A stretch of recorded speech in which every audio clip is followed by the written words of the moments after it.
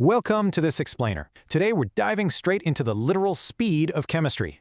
From the slow crawl of rusting metal to explosive combustion, can we actually control this speed? It all comes down to the rate of reaction. That's the measurable pace at which new products form. We can actually observe this in real time by tracking a dropping reactant mass or a rising gas volume. Plotting this on a graph reveals a very simple rule. A steeper line means a much faster process. But how does this work on a microscopic level?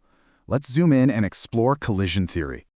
For a successful reaction, particles must collide hard enough to overcome what's called the activation energy barrier. By cranking up a solution's concentration, we essentially pack far more reactant particles into the exact same space. This tighter molecular packing naturally boosts the odds of these particles crashing into each other.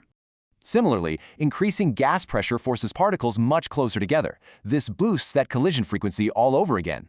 And breaking a solid reactant into smaller pieces, that dramatically increases its overall exposed surface area. More surface area means way more particles are exposed to potential interactions, rapidly raising the collision rate. Now, what's truly fascinating is the dual effect temperature has on this entire molecular system. Heat makes particles move faster to collide more often, while guaranteeing they hit that crucial minimum energy requirement. But what if we need to speed things up without changing the temperature or the pressure? We can introduce catalysts. These clever substances accelerate reactions but remain entirely chemically unchanged when it's all done.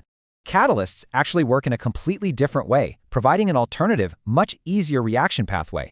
Think of it like a molecular cheat code. It effectively lowers the activation energy needed for successful collisions.